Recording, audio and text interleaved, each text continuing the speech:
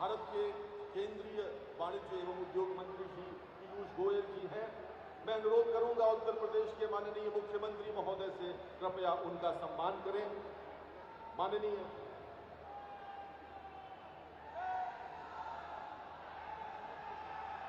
आप सबका जोश हमें पता है, आप सब ये बदला हुआ उत्तर प्रदेश है, ये बदलता हुआ उत्तर प्रदेश है। माननीय प्रधानमंत्री महोदय ने कल एक बदले हुए उत्तर प्रदेश की आधारशिला रखी है और आज उस ग्राउंड ब्रेकिंग सेरेमनी का दूसरा दिन है और हमारे मध्य भारत सरकार के केंद्रीय वाणिज्य एवं उद्योग मंत्री आदरणीय पीयूष गोयल जी विराजमान हैं। उत्तर प्रदेश आगमन पर उनका स्वागत है।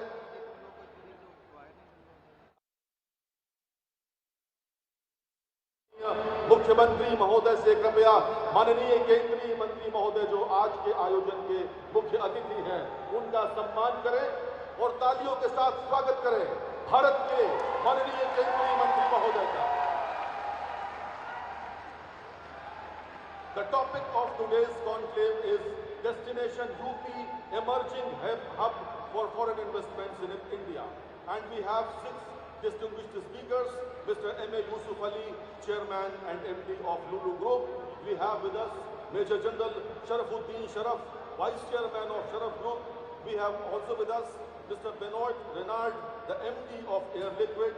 We have Mr. A.K. Chalamala Shetty of Greenco. We have Mr. Carmelo Espeleta from Torna Sports, and we also have with us Mr. Sachin Agrawal, CMD of PTC Limited.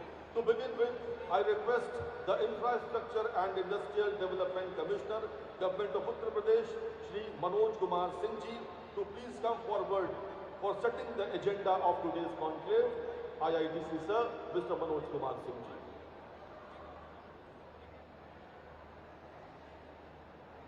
नमस्कार।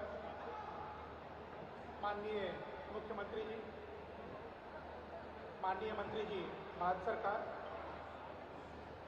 माननीय औद्योगिक विकास मंत्री जी, राज्य मंत्री औद्योगिक विकास समन्वय विभाग के मंत्री जी, चीफ सेक्रेटरी साहब, सभागार में उपस्थित सभी अतिथिगण, साथियों, उत्तर प्रदेश देश का पहला राज्य है जिसने फॉरेन डायरेक्ट इन्वेस्टमेंट पे और Fortune global 500, Fortune India 500 companies के इन्वेस्टमेंट को अट्रैक्ट करने के लिए एक नई और बहुत ही अच्छी पॉलिसी बनाई है। उसी पे विचार विमर्श के लिए आज ये पैनल आपके सामने है। मैं इस कार्यक्रम में माननीय मुख्यमंत्री जी का और माननीय मंत्री जी भारत सरकार का स्वागत करता हूं, आप सबका स्वागत करता हूं।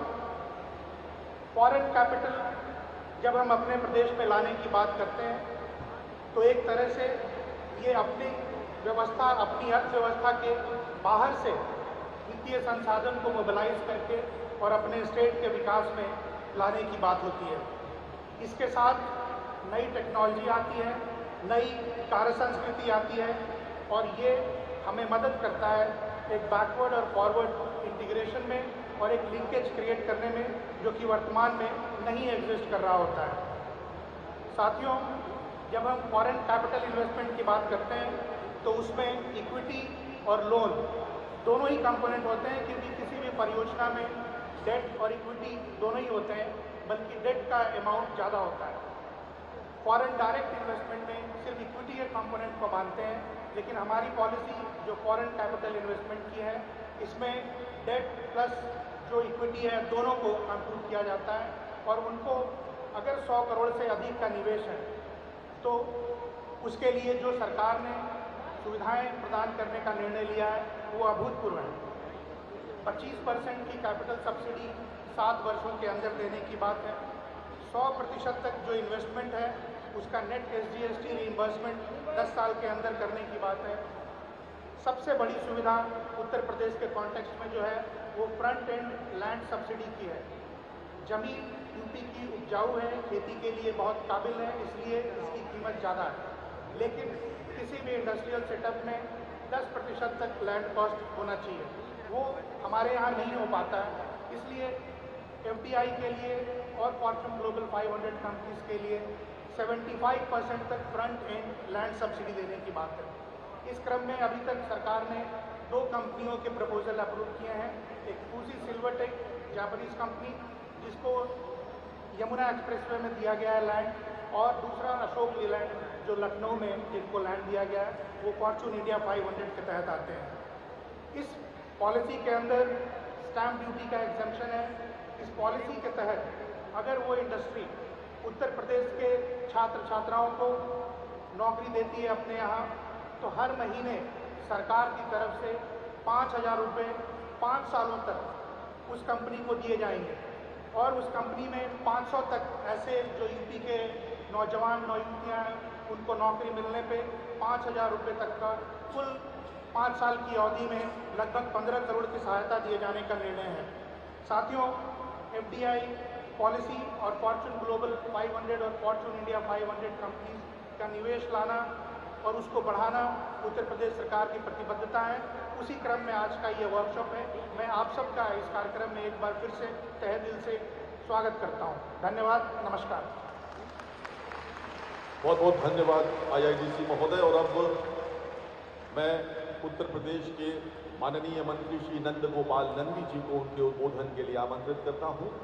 माननीय मंत्री महोदय, जिनके मार्गदर्शन में जिनका मंत्रालय यह सब कार्य कर रहा है, ग्राउंड ब्रेकिंग सेरेमनी, माननीय नंदी जी।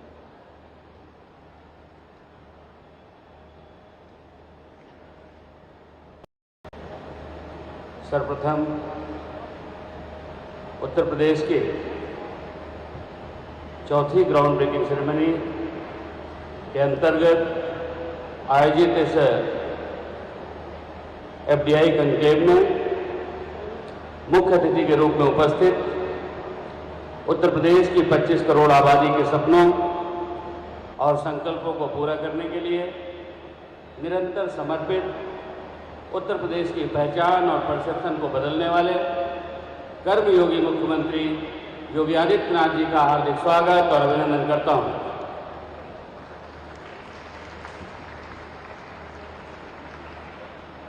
भारत सरकार के कर्मठ एवं परिश्रमी वाणिज्य एवं उद्योग, उपभोक्ता मामले के खाद्य एवं सार्वजनिक वितरण एवं वस्त्र उद्योग विभाग के मंत्री, जिनके नेतृत्व में पूरे देश में इंडस्ट्री फ्रेंडली इकोसिस्टम तैयार हुआ है, हम सबके मार्गदर्शक परम आदरणीय पीयूष गोयल जी का हार्दिक स्वागत और अभिनंदन करता हूँ। मेरे सहयोगी राज्य मंत्री श्री जसवंत सैनी जी, लुलु ग्रुप के chairman M Yusuff Ali ji, Air Liquide के MD Shri Bennet Reynold ji, डोरोना के CEO कार्मेलो एजेफिलेटा जी, PTC इंडस्ट्रीज के CMD श्री सचिन अग्रवाल जी, ग्रीनको ग्रुप के संस्थापक Chalamalasetty ji, Sarraf group के vice chairman major general Sarafuddin Sarraf ji, मुख्य सचिव दुर्गा शंकर मिश्रा जी, IIDC मनोज कुमार सिंह जी, प्रमुख सचिव औद्योगिक विकास अनिल सागर जी, देश के जाने माने उद्यमी, सम्मानित डेलीगेट्स, शासन के सभी अधिकारीगण, मीडिया के साथियों, मैं आप सभी का हार्दिक स्वागत और अभिनंदन करता हूं। अपनी ओर से, अपनी सरकार की ओर से और सरकार के मुखिया योगी आदित्यनाथ जी की ओर से आपका बहुत बहुत स्वागत और अभिनंदन करता हूं। कल हम सभी एक ऐतिहासिक समारोह के साक्षी बने हैं। माननीय प्रधानमंत्री जी के कर कमलों से उत्तर प्रदेश की चौथी ग्राउंड ब्रेकिंग सेरेमनी संपन्न हुई है। माननीय प्रधानमंत्री जी की प्रशंसा और प्रेरणा भरे शब्दों ने हम सबका उत्साहवर्धन किया है। माननीय प्रधानमंत्री जी ने कहा कि यूपी में डबल इंजन की सरकार बने 7 वर्ष हो रहे हैं।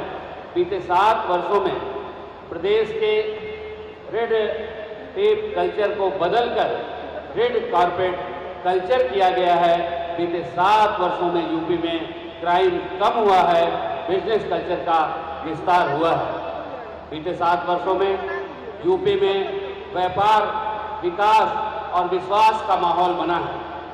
आज देश की कमान एक दूरदर्शी, कर्मठ और बहुआयामी व्यक्तित्व परम आदरणीय परम तपस्वी आदरणीय नरेंद्र मोदी जी के हाथों में सुरक्षित है, जिनका एकमात्र ध्येय देश का विकास समृद्ध और खुशहाली हो।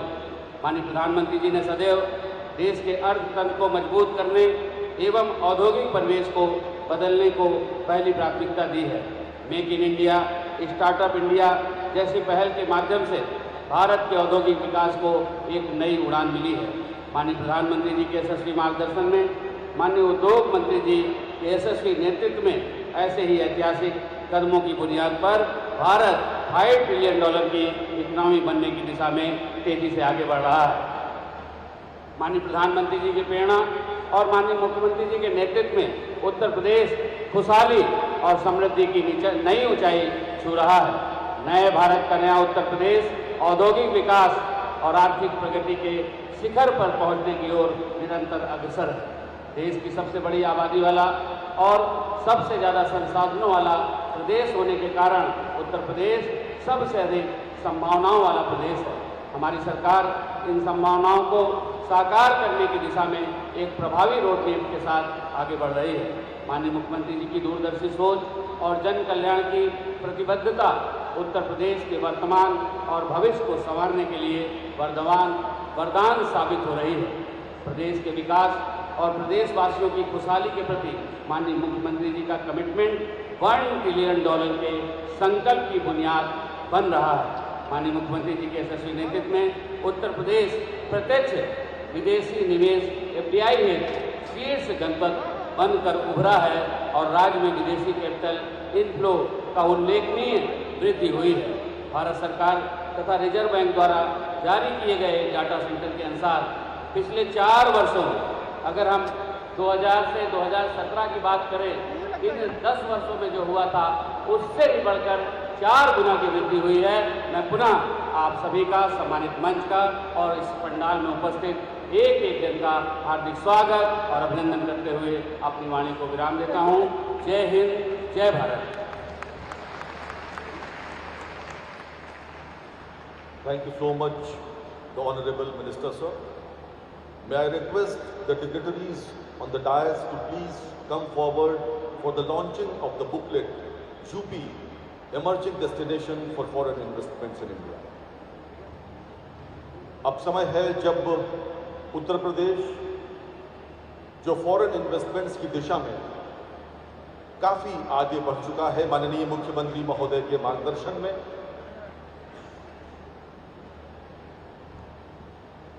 उसके चौथे संस्करण में, 4th एडिशन में आज जो कॉन्क्लेव है उसका विषय है UP emerging destination for foreign investments in India. Booklet का लॉन्च, बहुत बहुत धन्यवाद। We have many corporate giants who will share their views about the business in the changed UP or changing UP. Now I invite Mr. M.A. Yusuf Ali, Chairman and MD of the Lulu Group, to please address the conclave. Mr. Yusuf Ali.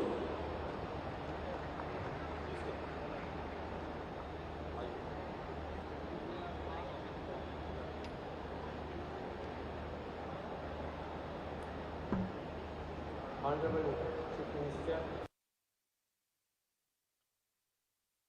Ministers, Secretaries, government officials, captains of industry, friends, brothers and sisters. When we are today discussing about the foreign investment, let me start by saying that this state has great opportunities in several sectors, including food processing sector for investments. Investors look for things before investing. They are visionary leadership, strong economy, good infrastructure, and ease of doing business. We have these 4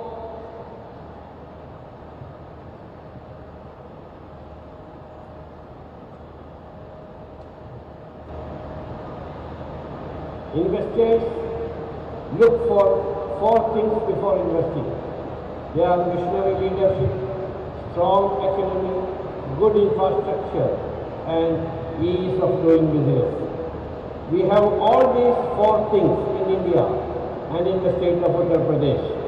India is blessed to have a visionary leadership under Sri Narendra Modi ji. Similarly, the state of Uttar Pradesh is progressing day by day under the great leadership of Yogi and Yogi ji. This is the reason why a number of foreign investments are coming to India, and particularly to the state of Uttar Pradesh. I still remember that when we decided to construct North India's biggest shopping mall in Uttar Pradesh, we selected the multicultural city of Lucknow. We acquired the land, and in the meantime, elections were declared. We waited for the new government to know about the new investment policies. When Sri Yogi Adityanath ji took over as the Chief Minister of this great state, Uttar Pradesh, I visited the CM on 9th August 2017 to pay my respect and congratulate and also explain about our project. I showed the picture of our shopping mall, how it will look like once completed. I also asked the Honorable CM how we will go ahead with this project. After seeing our proposal, Honorable Chief Minister graciously told me, "आप काम जल्दी कर दीजिए, आपको कोई तकलीफ नहीं होएगा और आप जल्दी कंप्लीट कर दीजिए." This is the confidence to investors. Then I requested Honorable Chief Minister that we should come and inaugurate. He graciously agreed, and we are thankful to Honorable Chief Minister who came and inaugurated the shopping mall. Now, 5,500 people are directly employed and 5,000 are indirectly employed. Now the crowd which is coming from UP and the different other states are beyond our expectations. Thank you, Honorable Chief Minister. When Modi ji came to power, our Honorable Prime Minister met non-resident NRIs, non-resident Indians, and asked about the difficulties they are facing to invest in India. NRIs from all over the world, including me, briefed our Honorable Prime Minister about the issue. Because of our Prime Minister's valuable intervention, non-resident Indians started investing in India, as NRI investment are now treated as domestic investment. Today, we have the food processing and fruits and vegetable sourcing centers in different parts of UP. We are thankful to the government of Uttar Pradesh for providing us land in Greater Noida 10, where we are coming up with the food processing plant. This 100% export-oriented food processing unit with state-of-the-art German technology and spread over area of 20 acres to land, having food processing, cold storage, fruits and vegetable packaging with the capacity of 25,000 tons. This will create both the direct and indirect employment, 2,500 people. 30% of the works are completed and we are expecting to open this year. From Uttar Pradesh, we are exporting significant quantity of fruits, vegetables, food products, and garments, sarees, and other products. We are the first export potatoes and lychees from Uttar Pradesh. As the Honorable Minister of Commerce and Industry, Sri Piyush Goyal ji, we are thankful to Piyush ji for the all valuable help and support extended to all exporters. Our Honorable Minister Piyush ji is a hard-working and dynamic personality. I have personally witnessed untiring works of Piyush ji from the morning 7 till early morning AM in the World Economic Forum in Davos. Our Honorable Minister is also an encyclopedia, replying many questions in different subjects asked by the participants attending from all over the world in panel discussions in World Economic Forum. Thank you, Piyush ji, for being such inspiration for all of us. Let me conclude by saying that Middle East government and government entities are seriously considering to invest in the state of Uttar Pradesh. I also sincerely thank the Honorable Chief Minister and the government of Uttar Pradesh for having me here today. Thank you very much. Thank you so much, Mr. Yusuf Ali, for your kind words. We also have with us Major General Sharafuddin Sharaf Group's Vice Chairman, requesting him to please enlighten the audience with his understanding of the subject. General Sharafuddin Sharaf.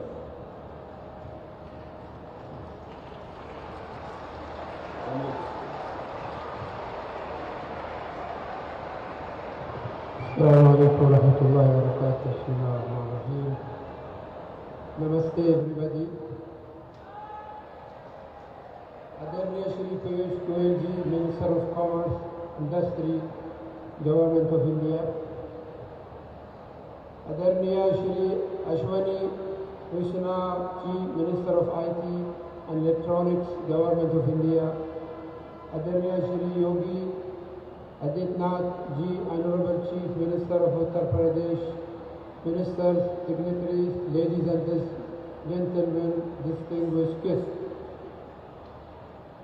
I am delighted to be in Lucknow, Uttar Pradesh, which is the center of the Bharatiya Sanskriti or Parampara and the land of Ganga and Yamuna.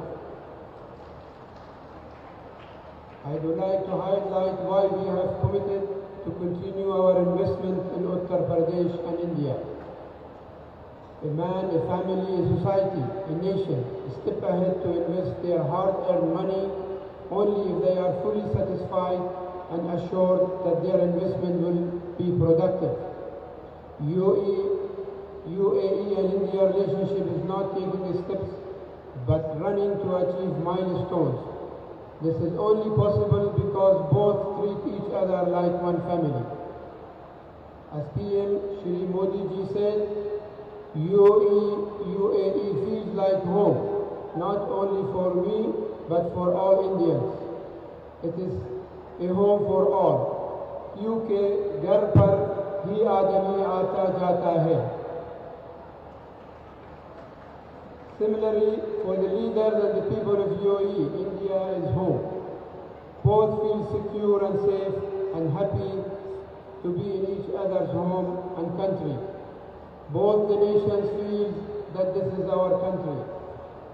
Having reached this stage, no one can stop the momentum of cross-border investments, trade and transactions, relationships, as well as making their home in UAE or India. And now for further acceleration, tools are in place with several bilateral agreements and treaties signed to create the perfect environment to increase investments in several fields between the both countries. As a result of all of the above, today UAE is the third largest trade partner of India and the seventh largest investor in India. Every nation, however big or small, evolves over a period of time and restructures and reinvests itself along the way, always for better. India is a good example, and the Indian government and bureaucracy is an excellent example of how nations evolve their governments.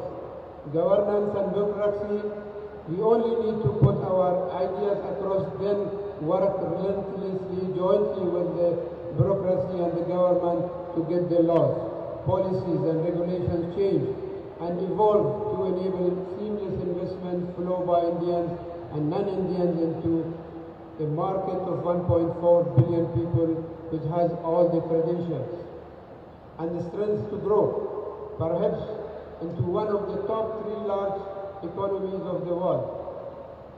All the above has been only possible because of the foundational bond between the people of both countries. This relationship has developed over the last several centuries and has now reached the stage of bloom and prosperity. The investments have gone beyond the traditional fields of trade and commerce into coordinated joint research and actions in the field of medicine, agro, science, space research, tech research, fine tech, higher education, agency, ensuring that not only people, but people with their knowledge and with their money, with their scientific know-how and innovation are now freely interacting between both the countries without barrier of any kind. The only way one can describe such a relationship is by calling Al-Bayt al-Mubarak Baniagar. The aspirational trend and model between India and UAE of becoming one home should spread to the rest of the world, transforming the earth into a peaceful, secure and happy home for the people of the world. Nations are built by people, and relationships between nations are also built by people. Wishing the people of UAE and India great future full of prosperity. God bless all. Barakallah feekum. Ishwar sabka bala kare. Thank you. Thank you so much. May I request our distinguished speakers to please keep their speech short of 2 to 3 minutes and oblige us. In this context, now I call upon Mr. Benoit Renard, MD of Air Liquide, to please come for your kind words. Mr. Benoit Renard.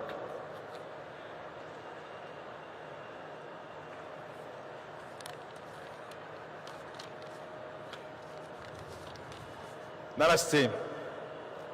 Honorable Ministers, respected dignitaries and distinguished guests, dear sirs, dear madams, it is my honor and great pleasure to represent Air Liquide today at this conclave promoting Uttar Pradesh as an emerging destination for foreign investment in India. Air Liquide is a world leader in gases, technologies and services for industry and health. Oxygen, nitrogen and hydrogen are essential small molecules for life, matter and energy. Incepted in the year 1902, operating in more than 80 countries, Air Liquide's ambition is to be a leader in its industry, delivering a long-term performance and contributing to sustainability with a strong commitment to climate change and energy transition. In India, we have been present since 1996. We operate 5 production facilities serving more than 1,200 customers with 450 highly engaged employees. We are optimistic to expand and grow. I was invited today to share my experience about our latest investment in India, the 6 oxygen production units located in Uttar Pradesh at Kosi Kalan in Mathura district. This new plant, which will be commissioning in the coming weeks, will produce 250 tons per day of oxygen, nitrogen and argon, and will enhance our capacity to serve the customers in North India, boosting the state economy and creating employment opportunities. In particular, our products will be used for manufacturing application, welding, cutting, for environmental preservation, wastewater treatment, and contributing to the decarbonization to hard-to-abate sectors like cement industry.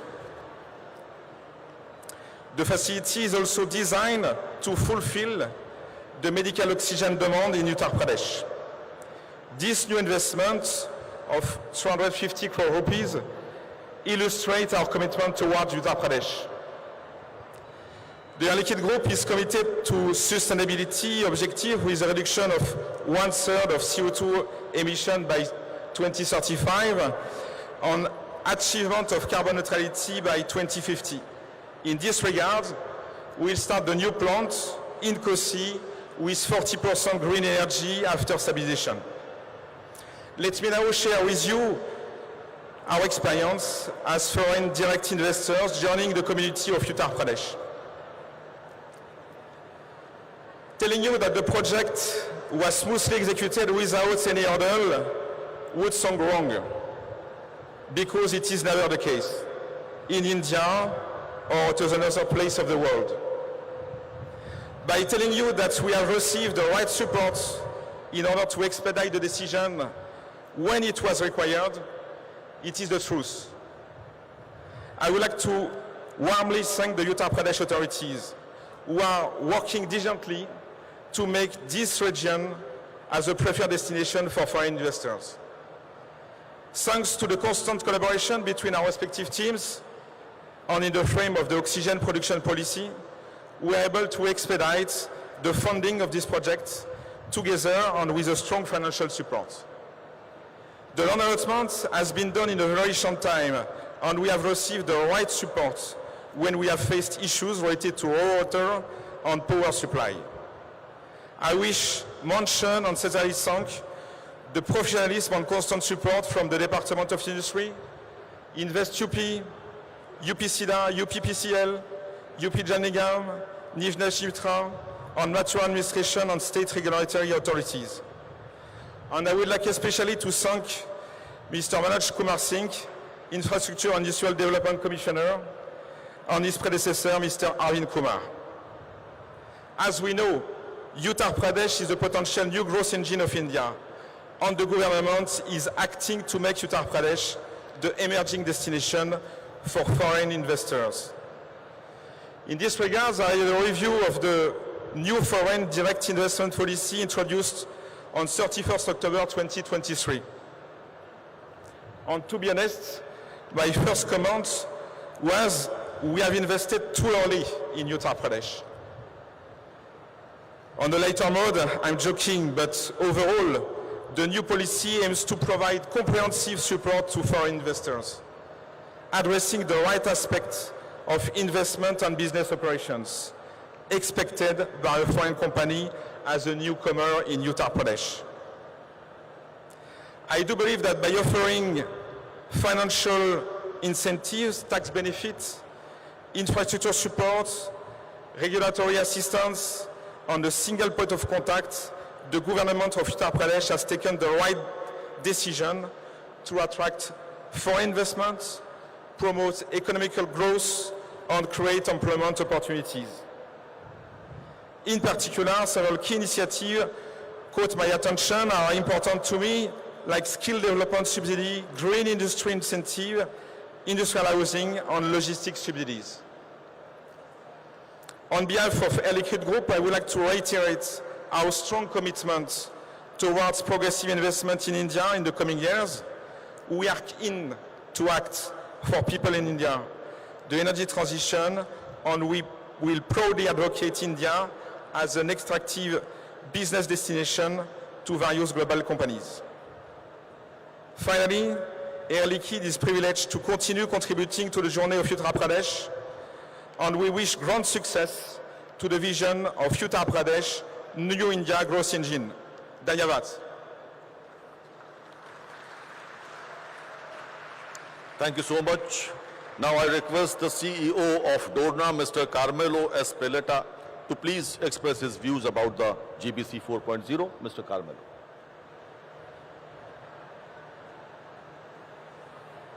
Good morning, ladies and gentlemen. Thank you, Honorable Chief Minister Uttar Pradesh, Yogi Ji. Thank you, Minister of Commerce of India, Sarijas Goyal. Thank you to all authorities and gentlemen. Thank you for giving MotoGP the opportunity to present in such an important, significant event. Bharat GP, from the first time I visit India, the MotoGP project, the government of Uttar Pradesh has shown amazing support to organize the first ever MotoGP in India. And this support translated into an incredible, successful, inaugural event. Over 110 million euros economical impact, which is 9,500 crowns, including 12 million estimated media value, with more than 400 million homes reached globally. The Bharat GP helped to create over 12,000 employment positions and a direct staff expenditure of 10 million euros in Uttar Pradesh.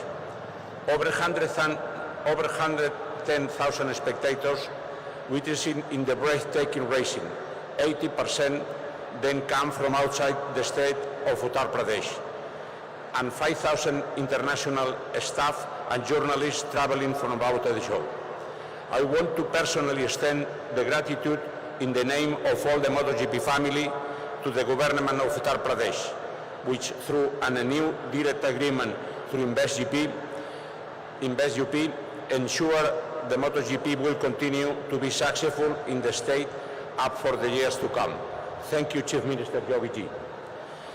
Global sporting properties are currently on a high note, and MotoGP is the clear example of that. 2023 was a very special and very positive year for MotoGP. We implement the biggest change in our events, introducing sprint races on Saturday on our events, as well introducing the Hero Walls and the rest of improvements, which has been historical spectators' attendance this season, double the TV audience on Saturday, and continue to grow in digital channels. Digital is hugely important for us. To new generation is vital to MotoGP, and it is our target, is one of the reasons why Asia as continent is strategic for MotoGP. Asia has a really young population, on which India clearly is the pinnacle, as well as the incredible social and industrial importance of motorcycle. With Japan, Malaysia and Qatar having been in the calendar for 20 years, and in the last decade, Thailand, and last year India has joined in the MotoGP calendar. The government of all these countries has seen the MotoGP the opportunity to hold a truly global event, which come back after year after, and improves the year after year, with incredible global exposure for the region and creating huge economical impact. International sport events such as MotoGP are a huge asset and a clear example that the country the more well prepared to host the Olympic Games in the short term. MotoGP is much more than sport. It's entertainment, it's a global visibility, it's an industry, economic and cultural social equity. MotoGP represent the industry. The two-wheel mobility in India is the biggest market in the world, and more than 300 million motorcycles in the road industry, and 50 million sold every year. MotoGP is the platform in which leading, including motorcycling technology. The same applies for the cycling tires motorcycling, introducing MotoGP before anywhere else. 2024 is particularly important year, with the introduction of sustainable fuels in all the classes of MotoGP. During the 2023 Bharat GP, we held an investor summit to brief all the terms and Uttar Pradesh, attractive investment policies, and to take the opportunity available through InvestUP. Most MOUs of value of 13,006 crowns were raised, and for 2024 the target is to exceed. Ready to come and award.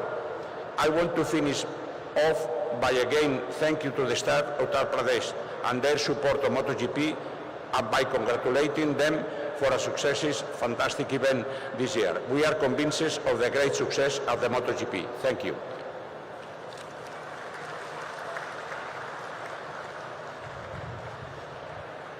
Thank you so much, Mr. Espeleta. Now I request Mr. Mahesh Pandey of Greenco Group to please come on the dais and make your speech short and crisp. Bharat के हैं आप, महेश पांडे जी, गागर में सागर भरें, 2 minute में अपनी बात समाप्त करें। आदरणीय मुख्यमंत्री जी, आदरणीय केंद्रीय वाणिज्य मंत्री पीयूष गोयल जी और मंच पर बैठे सभी महानुभावों को सादर प्रणाम। समय का अभाव है तो मैं सिर्फ 2 से 3 मिनट लूंगा।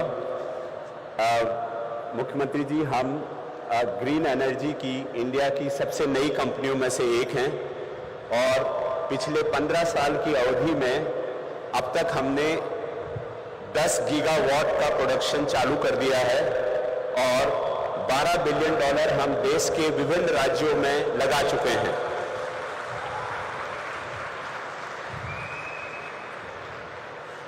माननीय मुख्यमंत्री जी, आपका और माननीय प्रधानमंत्री जी का देश को ऊर्जा निर्भर बनाने का एक संकल्प है।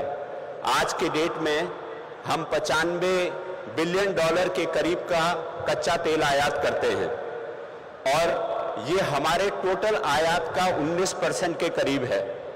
हम पहली बार भारत एक ऊर्जा आयात के बजाय ऊर्जा निर्यात का देश बनेगा।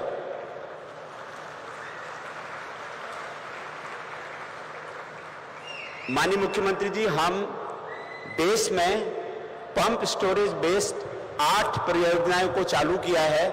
पहली परियोजना जो $2 बिलियन की लागत से बनी है, आंध्र प्रदेश में इस साल मई में चालू हो जाएगी। मैं यहां सिर्फ एक बात कहना चाहूंगा, ये जो 8 परियोजनाएं हम भारत के विभिन्न क्षेत्रों में, विभिन्न राज्यों में लगा रहे हैं, यहां पर हमको प्रथम अनुमति में 2 से 2.5 साल का समय लगता है। उत्तर प्रदेश पहला राज्य है जहां पर ये पहली अनुमति हमको 6 महीने की अवधि के अंदर अंदर में मिली है।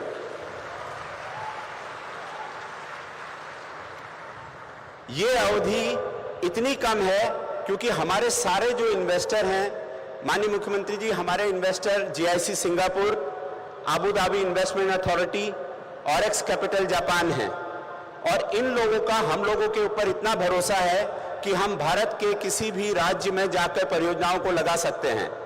बट जो उत्तर प्रदेश ने हमको सहयोग दिया, उस 2 साल की अवधि को कम करके 6 महीने में ले आए, ये हमारे लिए इतना प्रोग्रेसिव है कि हमारे सारे इन्वेस्टर चाहते हैं कि हम 2026 तक 70,000 करोड़ रुपया इस राज्य में इन्वेस्ट कर दें। और ये इन्वेस्टमेंट न सिर्फ भारत को आत्मनिर्भर बनाएगा, उत्तर प्रदेश को हरित ऊर्जा के क्षेत्र में इतना आगे ले जाएगा, क्योंकि हमारा संकल्प है कि हम न सिर्फ हरित ऊर्जा बनाएं, बल्कि हम हरित ऊर्जा से ग्रीन हाइड्रोजन, ग्रीन अमोनिया और ग्रीन केमिकल्स बनाने वाली विश्व की सबसे बड़ी कंपनी अगले 10 साल में अपने आप को स्थापित करें। मैं आपके इस सहयोग के लिए बहुत ही आभारी हूं। हमारे मित्र अनिल चलामला शेट्टी, जो इस पहली जनरेशन के 15 साल के पहले एंटरप्रेन्योर हैं, वो भी यहां बैठे हैं, और हम लोग आपको ये वादा करते हैं सर कि 2026 में हम इस परियोजना को यहां से लागू करके और पहला एक्सपोर्ट का काम शुरू करेंगे। धन्यवाद, और इस मौके के लिए बहुत बहुत धन्यवाद। बहुत बहुत धन्यवाद श्री महेश पांडे जी। मित्रों, किस प्रकार उत्तर प्रदेश बदल रहा है, यहाँ की लगातार 4 ग्राउंड ब्रेकिंग सेरेमनीज ने उत्तर प्रदेश का परसेप्शन पूरी दुनिया के सामने कैसे बदला है, उसे ऑडियो वीडियो माध्यम से समझते हैं। तो आइए देखते हैं ये film.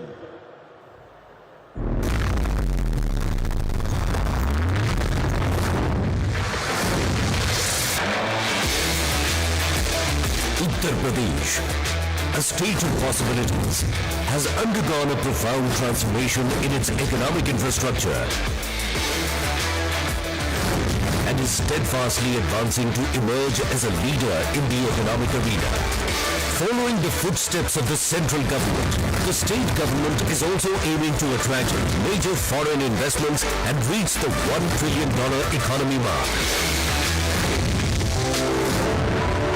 Uttar Pradesh has emerged as a leading destination for foreign direct investment, attracting offers worth an impressive 38 lakh crore rupees at the 2023 UP Global Investors Summit, supported by more than 25 sector policies. The government has also extended its outreach to 21 cities, spanning 16 countries, attracting foreign investment opportunities.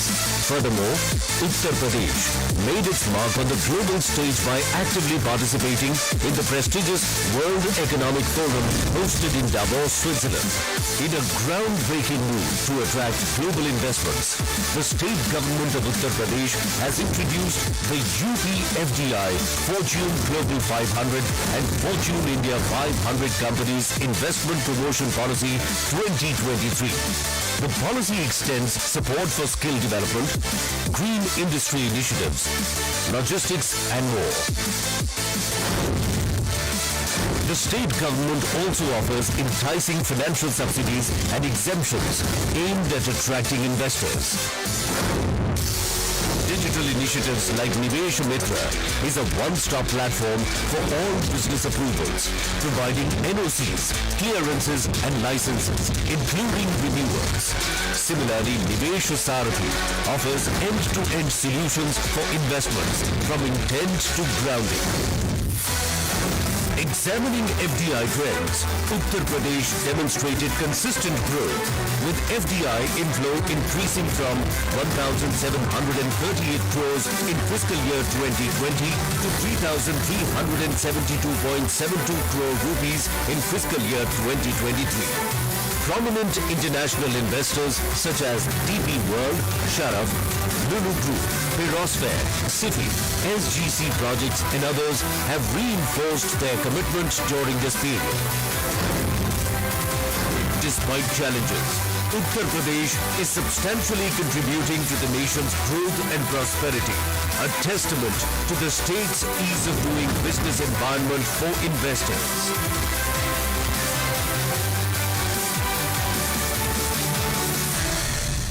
बदल रहा है उत्तर प्रदेश, इसकी एक छवि आप सबने देखी और हम सौभाग्यशाली हैं कि हमारे मध्य भारत सरकार के माननीय मंत्री वाणिज्य एवं उद्योग श्री पीयूष गोयल जी विराजमान हैं। May I request you, sir, to please share your invaluable views about GBC 4.0. तालियों के साथ स्वागत करें भारत सरकार के माननीय केंद्रीय मंत्री श्री पीयूष गोयल जी का।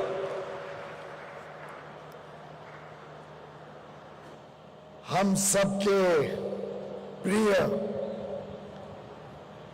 उत्तर प्रदेश के कर्मठ निर्णायक और प्रदेश को नई ऊंचाइयों तक पहुंचाने वाले मुख्यमंत्री माननीय श्री योगी आदित्यनाथ जी हमारे साथ आज के कार्यक्रम में उपस्थित मंत्री श्री नंदगोपाल नंदी जी, श्री अनिल राजभर जी, श्री जसवंत सैनी जी, उत्तर प्रदेश के मुख्य सचिव श्री दुर्गा शंकर मिश्र जी, मनोज कुमार सिंह जी, मंच और मंच के नीचे विराजमान सभी उद्योग जगत के महानुभाव, all the distinguished captains of industry, आज इस कार्यक्रम में उपस्थित बड़ी संख्या में हमारी युवा शक्ति और हमारी नारी शक्ति, मीडिया के बंधु भाइयों और बहनों, आज वास्तव में लखनऊ आने का आनंद कुछ और ही है।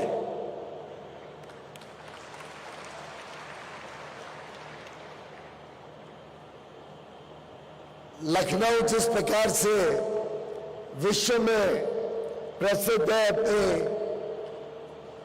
मेहमान नवाजी के लिए, अदा के लिए, और यहाँ के प्रोडक्ट्स भी, चाहे वो चिकनकारी हो, अलग अलग प्रकार से लखनऊ पूरे देश की शान के रूप में हमने वर्षों से देखा, लेकिन आज पूरा विश्व उत्तर प्रदेश और लखनऊ के बारे में बातचीत कर रहा है। जिस प्रकार से तेज गति से उत्तर प्रदेश ने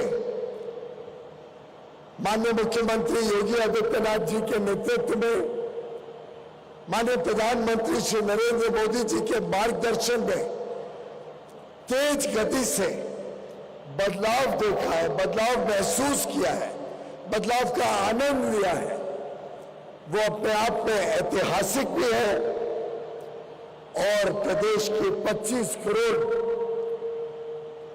उत्तर प्रदेश वासियों के जीवन को पूरी तरीके से बदलाव, पूरी तरीके से नए उत्साह, नए उमंग, नए तेज के साथ आगे बढ़ाने के लिए एक पड़ाव के रूप में ये 2 दिवसीय कार्यक्रम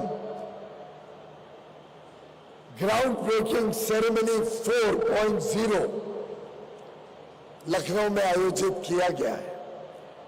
मैं माननीय मुख्यमंत्री को बधाई देना चाहता हूं जिस प्रकार से उन्होंने गत 8 वर्षों में उत्तर प्रदेश का चित्र बदला, उत्तर प्रदेश की दिशा बदली, उत्तर प्रदेश की दशा भी बदली। आज वास्तव में सोशल जस्टिस डे है, सामाजिक न्याय दिवस है और सामाजिक न्याय तब तक अधूरी रहती है जब तक समाज के हर वर्ग को, समाज के हर व्यक्ति तक विकास ना पहुंचे। और मैं समझता हूं कि जिस प्रकार से माननीय योगी आदित्यनाथ जी ने 8 वर्षों में तो कायाकल्प किया ही है उत्तर प्रदेश का, पर ये जो 1 वर्ष उपलब्धियों बड़ा वर्ष रहा है, जिसकी शुरुआत पिछले वर्ष 2022 फरवरी में ग्लोबल इन्वेस्टर समिट से हुई थी, जहां 35 लाख करोड़ के निवेश का प्रतिबद्धता संकल्प देश और विदेश के उद्योग ने लिया। वहां से शुरू हुआ गाथा अलग अलग पड़ाव 22 जनवरी 2024 को प्रभु श्री राम को अपने निवास स्थान पर प्राण प्रतिष्ठा करके स्थापित करना, और कल माननीय प्रधानमंत्री नरेंद्र मोदी जी ने जब ग्राउंड ब्रेकिंग सेरेमनी 10,24,000 करोड़ के प्रोजेक्ट्स की एक साथ की, this will be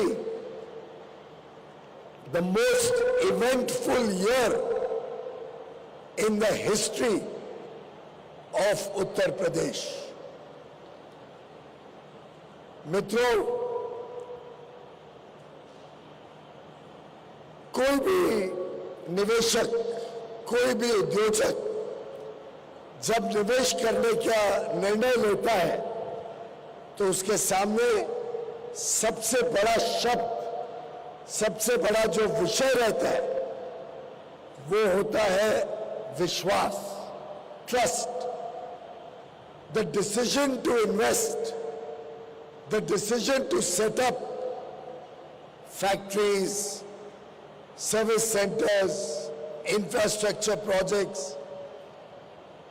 is made when you trust that the business climate is conducive, when you trust that the leadership is decisive, leadership is honest, leadership is committed to ensuring a welcome for investors, when the systems are good, good governance exists, and there is a bright future ahead of investors. निवेशक तभी आता है जब उसको विश्वास हो नेतृत्व पर, विश्वास हो व्यवस्था पर, विश्वास हो भविष्य पर। और मैं समझता हूं जब ये तीनों विश्वास निवेशक को मिलते हैं और जब वो प्रदेश में आने के लिए तैयार होते हैं तो उनका भी आत्मविश्वास बढ़ता है और प्रदेश के 25 करोड़ भाई बहनों को भी आत्मविश्वास मिलता है कि हमारा भी भविष्य उज्जवल होगा, हमारा भी भविष्य अच्छा होगा। और प्रधानमंत्री नरेंद्र मोदी जी के नेतृत्व में जिस प्रकार से देश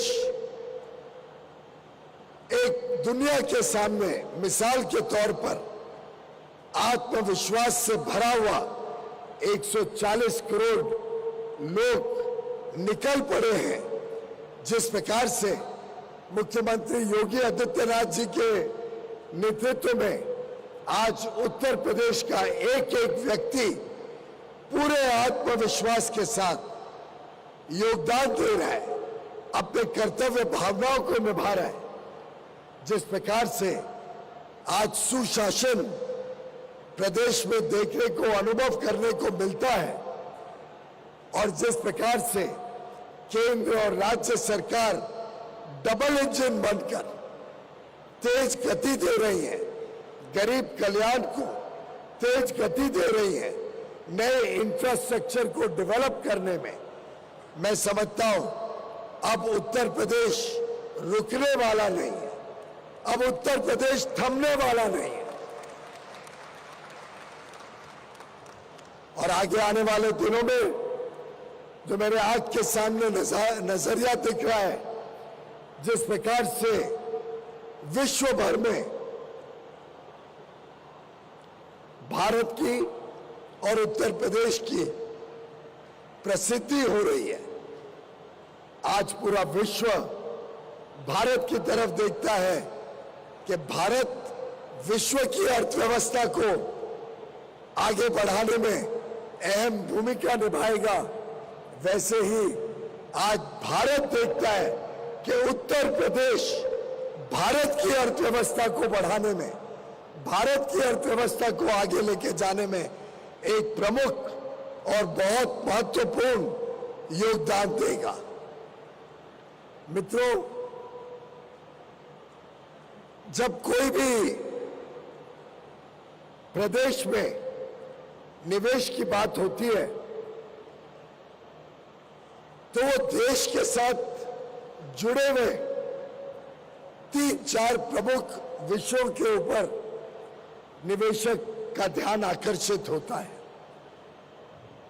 सबसे पहला विषय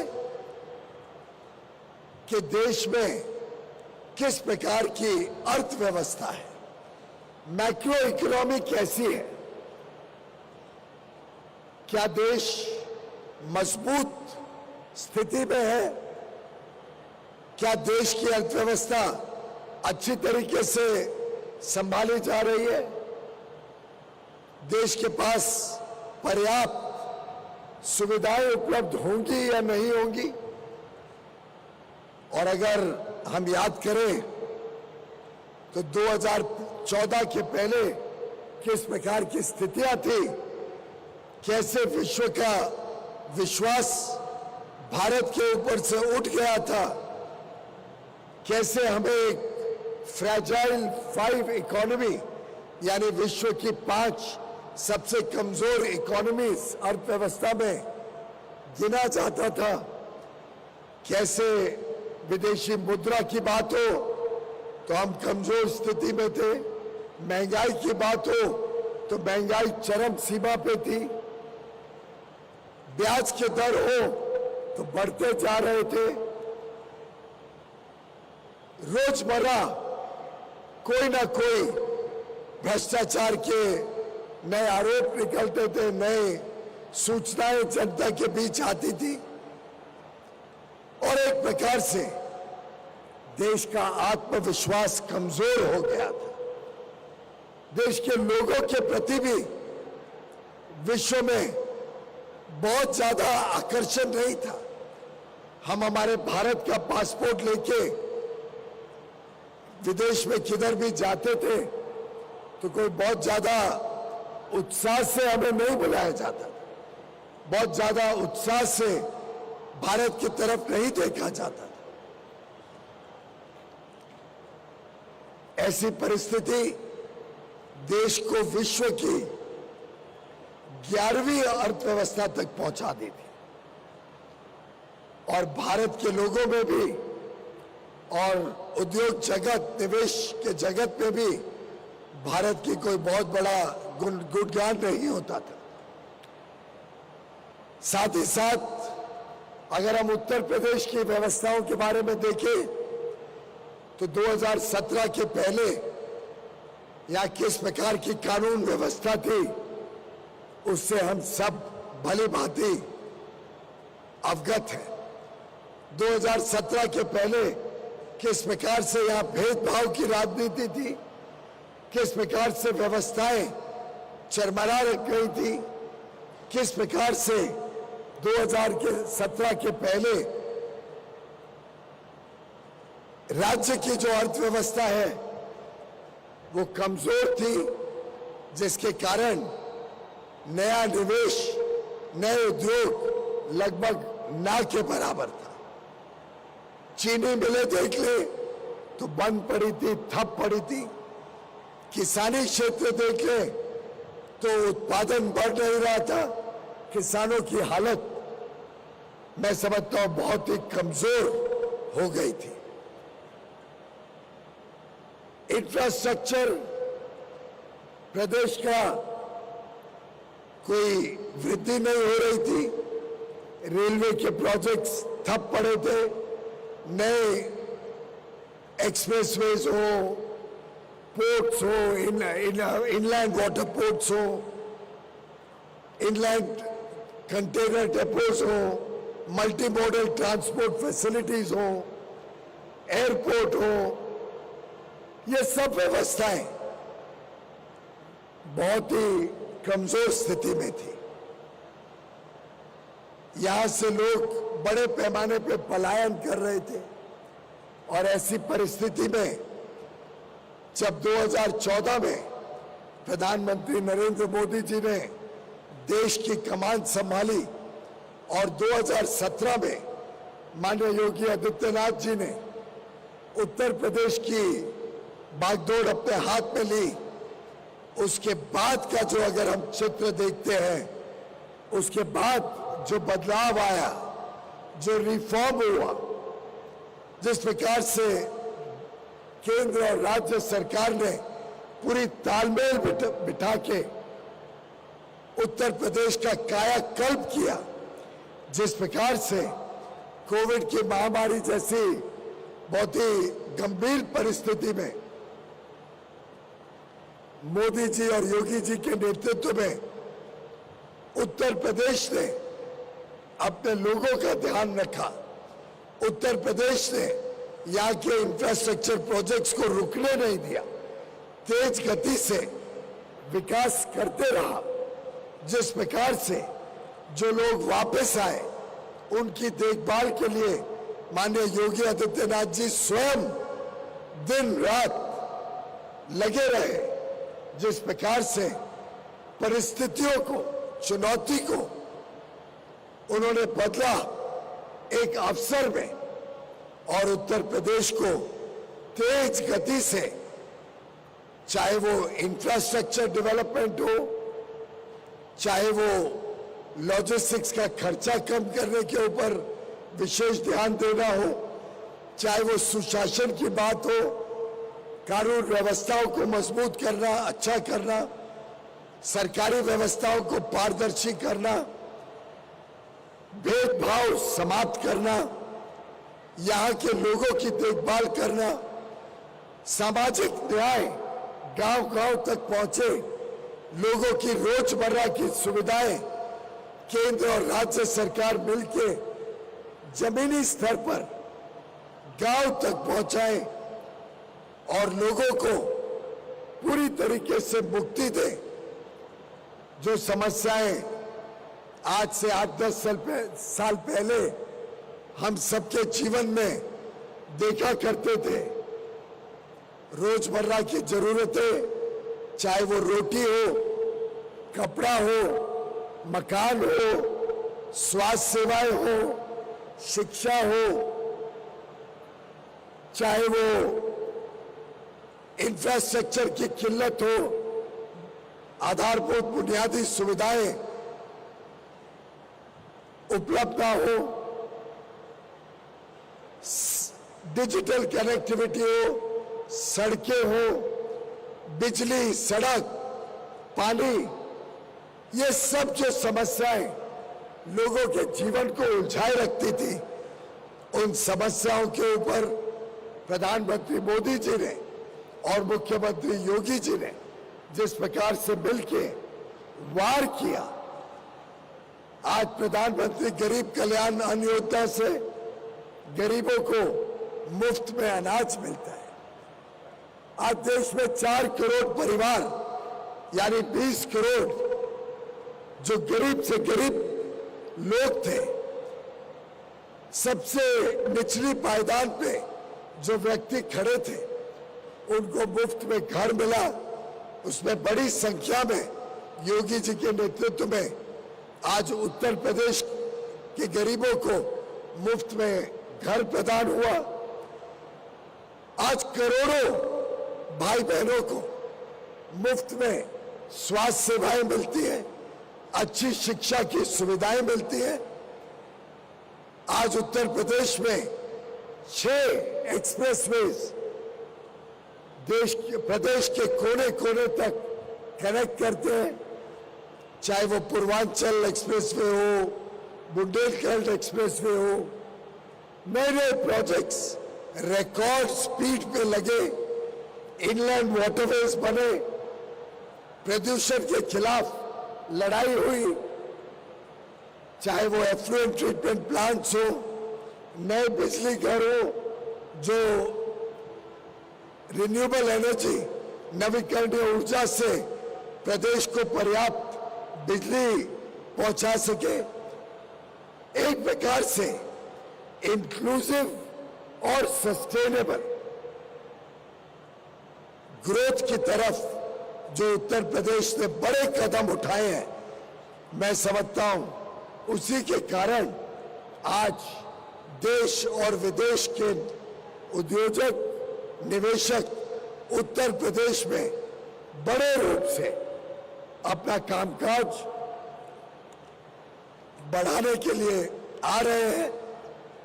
आज ही मैं देख रहा था ये 10 लाख करोड़ के जो प्रोजेक्ट्स का ग्राउंड ब्रेकिंग सेरेमनी माननीय प्रधानमंत्री जी के कर कमलों द्वारा कल किया गया, वो प्रदेश के कोने कोने में है। सभी 75 जिलों में कोई ना कोई प्रोजेक्ट लग रहा है, चाहे वो बुंदेलखंड हो, चाहे वो पश्चिमांचल हो, पूर्वांचल हो या मध्यांचल हो। प्रदेश का कोई हिस्सा आज वंचित नहीं है उद्योग से, नए इंफ्रास्ट्रक्चर से, नए निवेश से। और मैं समझता हूं यही इस देश की ताकत है, यही उत्तर प्रदेश की ताकत है कि आज जो हमारे देश में, और उत्तर प्रदेश देश का सबसे बड़ा प्रदेश है, आज हमारा देश उद्योजकों को एक शांतिपूर्ण वातावरण, अच्छी कानून व्यवस्था जो उत्तर प्रदेश में मिलती है, जो लोकल डिमांड, आज 25 करोड़ लोगों का जो डिमांड है सेवाओं के लिए, सामान के लिए, गुड्स और सर्विसेज दोनों के लिए जो आज देश डिमांड ऑफर करता है, और जिस प्रकार से हमारी युवा शक्ति, हमारी नारी शक्ति आज काम करने के लिए उत्साहित है, जिस प्रकार से वो कर्तव्य भावना से देश के निर्माण के लिए जुट गए हैं, उत्तर प्रदेश विश्व का प्रिफर्ड इन्वेस्टमेंट डेस्टिनेशन के रूप में आज उभर रहा है। Friends, today India offers democracy, demography and diversity. The demand for goods and services that India and 1.4 billion Indians offer provide you economies of scale, provide you a rich talent pool, rich talent of management and industrial workers. Uttar Pradesh provides you strong leadership, large demand, excellent infrastructure, growing at breakneck speed, and a young population. The average age of India and Uttar Pradesh population today is under 30 years. For the next 30 years, India will continue to offer a young population with 2/3 of the people in the working group, in the age group of 35 to 60 years. India will continue to grow as the fastest growing large economy in the world. And over the next 30 years, India expects to add another $30 trillion to our national economy. And Uttar Pradesh will be at the forefront of this growth. Uttar Pradesh today provides one of the best infrastructures, congenial atmosphere, and smart industrial policies, 25 sector-specific policies which will help you and friends from across the world to gain the advantages of Uttar Pradesh and India. I invite investments, both domestic and international, and I'm sure the milestone that Uttar Pradesh has crossed in terms of domestic and international investment with the groundbreaking ceremony of projects of over 10 lakh crores, that's nearly $125 billion at one go, is truly a phenomenal testimony to the astute leadership of Prime Minister Narendra Modi, who also represents Uttar Pradesh, and our hardworking and extremely committed Chief Minister Yogi Adityanath. I congratulate the Chief Minister Yogi Adityanath ji. I congratulate his team. I congratulate the people of Uttar Pradesh who have made this possible, and I am confident that in the years to come, investments, businesses, and every sector and the people of Uttar Pradesh will prosper and provide a tremendous future, a better future for the 250 million people of Uttar Pradesh. मेरी आप सबको बहुत बहुत बधाई, तहे दिल से शुभकामनाएं एक उज्जवल भविष्य के लिए। धन्यवाद। बहुत बहुत धन्यवाद मंत्री महोदय। सोच हमारे पूरे जीवन को, समाज को बदलने की ताकत रखती है। सकारात्मक सोच और कुशल नेतृत्व हमें सफलता की उन ऊंचाइयों तक ले जाता है जहां हमने कल्पना भी नहीं की होती। भारत के संदर्भ में पिछले 10 वर्षों में और उत्तर प्रदेश के संदर्भ में पिछले 7 वर्षों में हमने अपनी आंखों के सामने ये होते देखा है। Ladies and gentlemen, with open arms and a round of applause, please welcome the Honorable Chief Minister of Uttar Pradesh, respected Yogi Adityanath ji. May I request you, sir, to please bless us on the good kind words. कृपया अपने आशीर्वचन के लिए पधारे माननीय मुख्यमंत्री महोदय।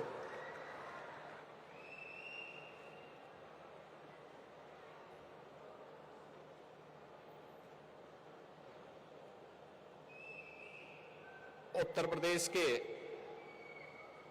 Ground breaking ceremony के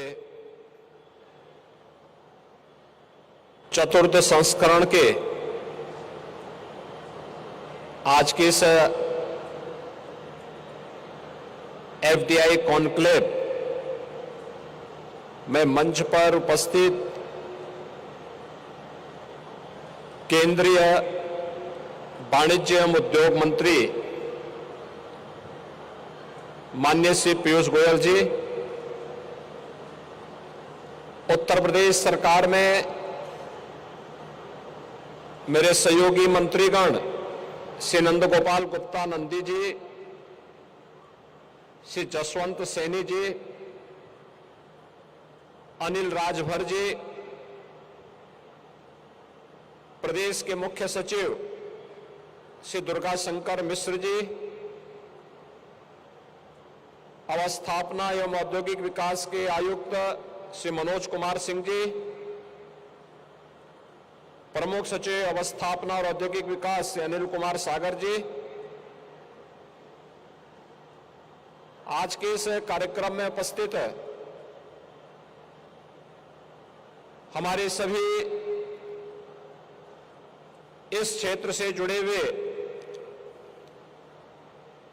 investors और उपस्थित बहनों और भाइयों,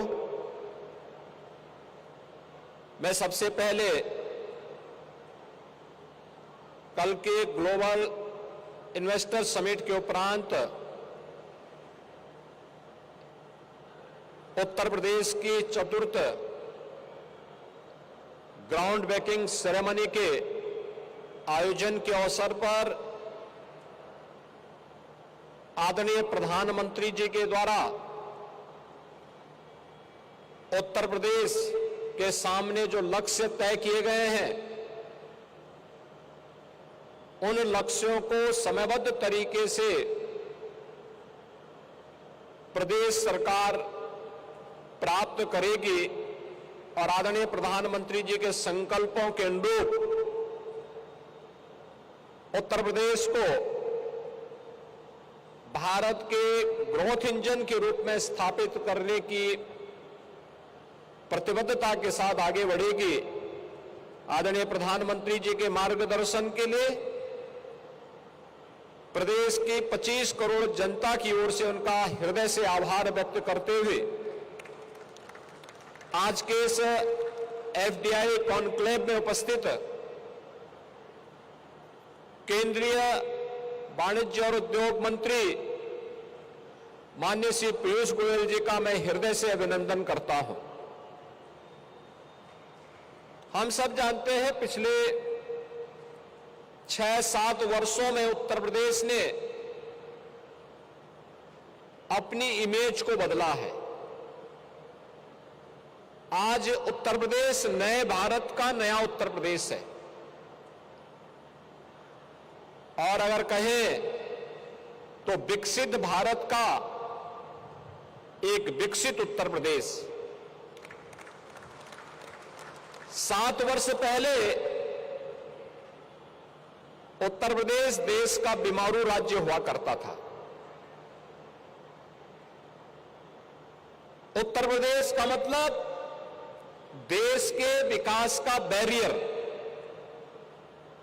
ये माना जाता था, लेकिन आज उत्तर प्रदेश बीमारू राज्य की श्रेणी से उभर करके देश के एक अनलिमिटेड पोटेंशियल स्टेट के रूप में अपने आप को स्थापित किया है।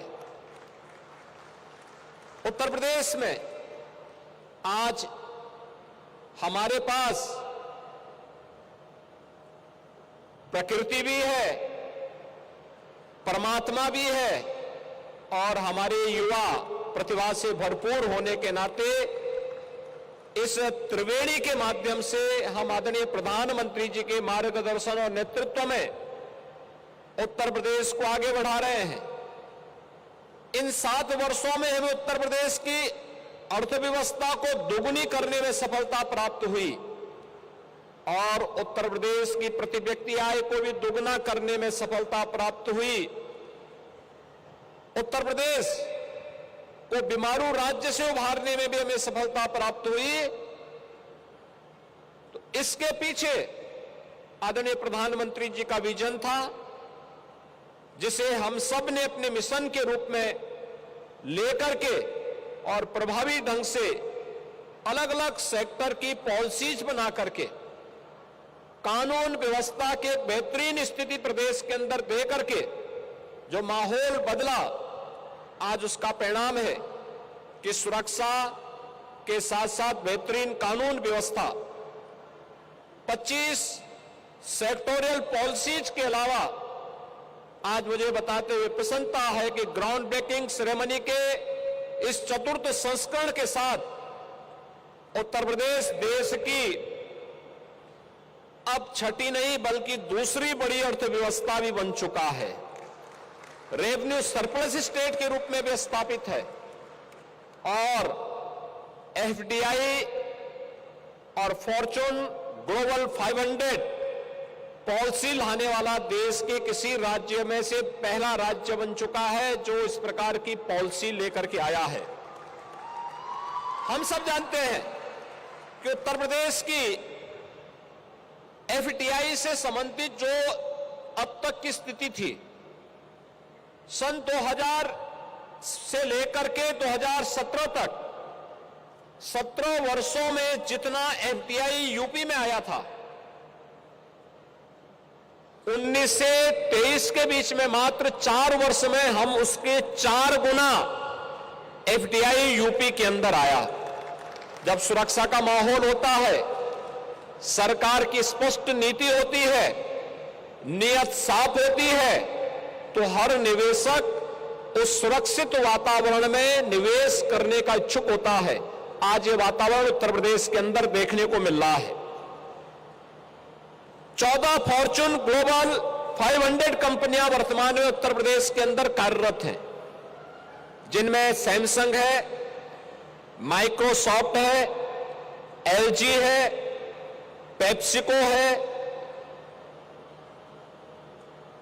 नायरा एनर्जी है, रिलायंस इंडस्ट्रीज है, टाटा है, हिंदुस्तान यूनिलीवर है, हायर है, आइकिया है। ऐसे 14 फॉर्चून ग्लोबल 500 कंपनियां उत्तर प्रदेश के अंदर आज कार्य कर रही हैं, सफलतापूर्वक अपने बिजनेस को आगे बढ़ाने का कार्य कर रही हैं। और इसीलिए उत्तर प्रदेश ने जब ग्लोबल इन्वेस्टर समिट 2023 अपना आयोजित किया था, इसमें 400 बिलियन यूएस डॉलर के निवेश के प्रस्ताव उत्तर प्रदेश की एफडीआई के ड्रीम डेस्टिनेशन के रूप में उभरने के एक नए संकेत करते थे। लेकिन उनके सामने चैलेंज था और उस चैलेंज को ध्यान में रखते हुए आज जब हम लोगों ने ये पॉलिसी दी है, तो इस पॉलिसी के तहत हम लोगों ने लैंड सब्सिडी के लिए, कैपिटल सब्सिडी के लिए, स्टैंप एंड रजिस्ट्रेशन में और इलेक्ट्रिसिटी ड्यूटी में भी हम लोगों ने जो छूट दी है, यह फॉर्चून ग्लोबल 500 कंपनियों के लिए यूपी एक नया ड्रीम डेस्टिनेशन बनकर के उभरा है। और इस दिशा में जितने भी हमारे प्रदेश के अंदर या देश के अंदर या दुनिया के अंदर ऐसे इन्वेस्टर हैं, उन सबको मैं आमंत्रित करूंगा कि वे यूपी में आए, यूपी में अपना सुरक्षित निवेश करें और यूपी की इन सुविधाओं का लाभ भी लें। यूपी आज इस दिशा में कुछ नया प्रयास प्रारंभ किया है। खासतौर पर हम लोग देखते हैं कि पहले यहां पे शासन के और विभागों के मकड़ जाल में फाइल उलझ जाती थी। आज सिंगल विंडोज पोर्टल के लिए निवेश मित्र पोर्टल आपकी सेवा के लिए समर्पित है। एमओयू मॉनिटरिंग के लिए आज उत्तर प्रदेश का निवेश सारथी पोर्टल अपने निवेशकों की सेवा के लिए समर्पित भाव के साथ कार्य कर रहा है। आज यूपी के अंदर सफलतापूर्वक निवेश करने वाले निवेशक के लिए इंसेंटिव मॉनिटरिंग सिस्टम पूरी प्रभावी ढंग से कार्य कर रहा है। हमें टेक्नोलॉजी का उपयोग करते हुए आपकी समस्या के समाधान करने के लिए हम लोगों ने इसे और भी अच्छा बनाने का प्रयास किया है। और इस दृष्टि से मैं आज के इस अवसर पर आप सबसे कहना चाहूंगा कि उत्तर प्रदेश अपने निवेशकों के हितों को पूरा संरक्षण देने के लिए तैयार है। एफडीआई से संबंधित जो कॉन्क्लेव है, यह अपने उन सभी एफडीआई और फॉर्चून 500 जो कंपनियां हैं, उनको प्रदेश के अंदर अधिक से अधिक निवेश करने और इस पॉलिसी का लाभ लेने के लिए मैं उन्हें आमंत्रित करता हूं। मैं उन्हें इस बात के लिए आश्वस्त करता हूं, उनका उत्तर प्रदेश में निवेश पूरी तरह सुरक्षित होगा और उन्हें बिजनेस का एक नया आनंद प्रदान करने में योगदान देगा। मैं आज के इस कॉन्क्लेव में अपना योग्य मार्गदर्शन प्रदान करने के लिए केंद्रीय वाणिज्य और उद्योग मंत्री माननीय श्री पीयूष गोयल जी का हृदय से आभार व्यक्त करता हूं और जिन महानुभावों ने मंच पर अभी उत्तर प्रदेश के इस माहौल के बारे में यहां पर अपने विचार व्यक्त किए हैं, उन्हें भी हृदय से धन्यवाद देते हुए आप सबके प्रति भी मैं हृदय से धन्यवाद देता हूं, आपका अभिनंदन करता हूं। जय हिंद। बहुत बहुत धन्यवाद माननीय मुख्यमंत्री महोदय। और अब इस कॉन्क्लेव में धन्यवाद ज्ञापन के लिए मैं इन्वेस्ट यूपी के सीईओ श्री अभिषेक प्रकाश जी को आमंत्रित करता हूं। श्री अभिषेक प्रकाश। आज के इस एफडीआई कॉन्क्लेव जिसका कि फोकस हमारा emerging destination for foreign investment in India Uttar Pradesh है, मैं परम आदरणीय मुख्यमंत्री जी को उनके मार्गदर्शन के लिए हम लोग आभार व्यक्त करते हैं और साथ ही साथ I extend our sincere gratitude to honourable minister of commerce and industry, consumer affairs, food and public distribution and textiles, government of India Shri Piyush Goyal ji for his graceful presence and his guidance. साथ ही साथ यहाँ उपस्थित उत्तर प्रदेश सरकार के वरिष्ठ कैबिनेट मंत्री एवं इंडस्ट्रीज मंत्री Shri Nand Gopal Gupta Nandi ji, Shri Jaswant Saini ji MOS, Shri Anil Rajbhar ji, chief secretary Uttar Pradesh, IIDC Uttar Pradesh, senior government officials, our esteemed speakers and the industry leaders, organisations, industrial associations, academicians, friends from media, आप सभी का गवर्नमेंट ऑफ यूपी और इन्वेस्ट यूपी की ओर से आज के इस कॉन्क्लेव के में बहुत बहुत आभार।